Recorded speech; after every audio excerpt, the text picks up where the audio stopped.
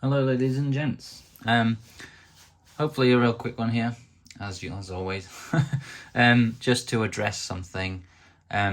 Mark has let me know that he's had a few comments about the 7x7 picks and not being able to get past pins whilst picking. So then, for example, let's say it was 4, they would run into a pin and they wouldn't physically be able to get past that pin to pick any on the other side or this side. While that is true, it does bump into pins and become solid and not be able to pass them. That is a characteristic of the lock, and it's actually helping you to open the lock. And by no means does the highest pin in the lock stop you from passing. It's just bound before the pin is pressed down to its set position. So the fact that it's bound while it's still stuck up just means that it needs to be picked. So any pins that you're going to get stuck on and not get past while it's fully turned to the right with the flag sticking upwards like that, any pin that you get stuck on, it just means it needs picking. If it gets set, then you'll definitely be able to pass it. So I'll demonstrate it here.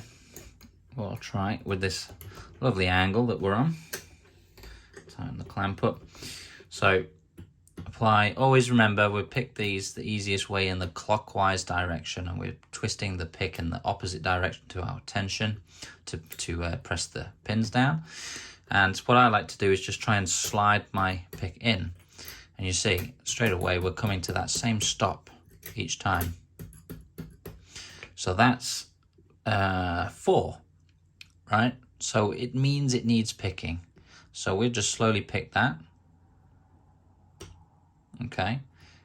And now we've got that little set bounce. So that's set, and we can happily move over it now. And the next one we're coming in is 5. So it means it needs picking. It's not that we can't pass it and we're worried about oversetting it. It just needs picking. So now we're in a false set, and that's where most people are saying they had the problem. Whilst they're in the false set, they physically can't get back past. Excuse me.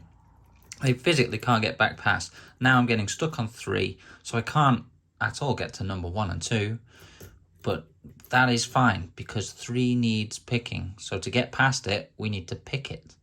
And Garrison locks are sort of very forgiving with picking. At the point where you're in a false set, you can actually pick these pins in any order you like now, obviously providing that you can get to them. So we can't get past 3, so all we need to do is allow counter rotation and pick 3. Obviously, if you can't get on top of 3, you sort of work your way up the side of the pin to get yourself on top. So there's 3. Now we can easily pass it and get to 1 and 2. Here's 1. Okay, 1 set. Now we're going to the back, and look, I can't get past pin 6. So that needs setting. Counter rotation, pin 6 is set, and now we can happily move past. It won't let us pass 5 at the back because, you guessed it, it needs picking. So there we go. Now we can pass those freely, leaving one more that we can't pass, which is 2. So that'll be the last pin in the lock. There we go, the lock opens. So for argument's sake, I've got a terrible throat here, I'm sorry. With it in the picked state, in this lock, I know I definitely have the deepest cut on the key, i.e. tallest pin in the lock in here, 6 cut, I believe. So that would be in position 5, and I can demonstrate that if I come around this way and hopefully show you. Let's see. I'll zoom in on the video so that you can see. I'll do 4. You can see that's got some rotation in it. And 6 over here has lots of rotation in it. But then 5, that's where it is there. It's completely flat. It doesn't press down at all because it is the tallest pin in the lock. But you can see whilst we're in this picked state, we can happily move across. If you hold the pick in, I can happily move back and 2 across all of these without any issue at all. And I dug out a few. Mark lent me a few. so that I could try all of them. And again, while it's in this pick state, they can move very freely back into over the top of the pins. Here's another one. So, oh, we get it in. There we are. And again, no problem. So all of these, this particular pick is one we concentrated on quite a bit in getting things right after the first one came out that was no good. So the picking tip length and stuff like that, that did get changed and modified to be the right length. So it's not tripping up like people are thinking it's not working. It's just your picking method and how this lock actually picks. It's the exact same if you were to get a GJ Locks one and then Super one, a Dada one, they'll all do that same thing. This is how this lock picks, and the positioning of the wire in the blade, it's in a prime position where it needs to be. So that's just a characteristic, and it's how it's going to be. Saying that, and it has been something that's tripped you up maybe, shameless plug here, I'm doing a domestic Lishi course, of course,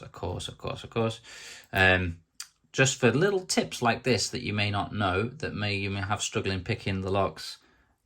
It can be valuable just to know. I've put so many hours into picking with these dimple style Lishis, and even the Yale Lishis as well. That's covered as well, what locks they do and how to use them. And just quite a fun day, to be honest, because you can fill a bag with these things quite cheaply and carry them all in one small bag and get so many different locks open and have fun doing it.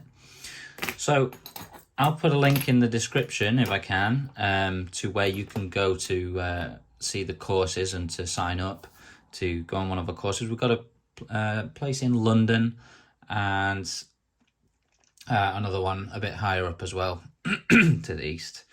So check it out on there and see if there's one near you. And that's it, really. There's no wrong with these picks. Just give it another go. Watch the video here and see if you can pick those locks that you're struggling with. Thanks.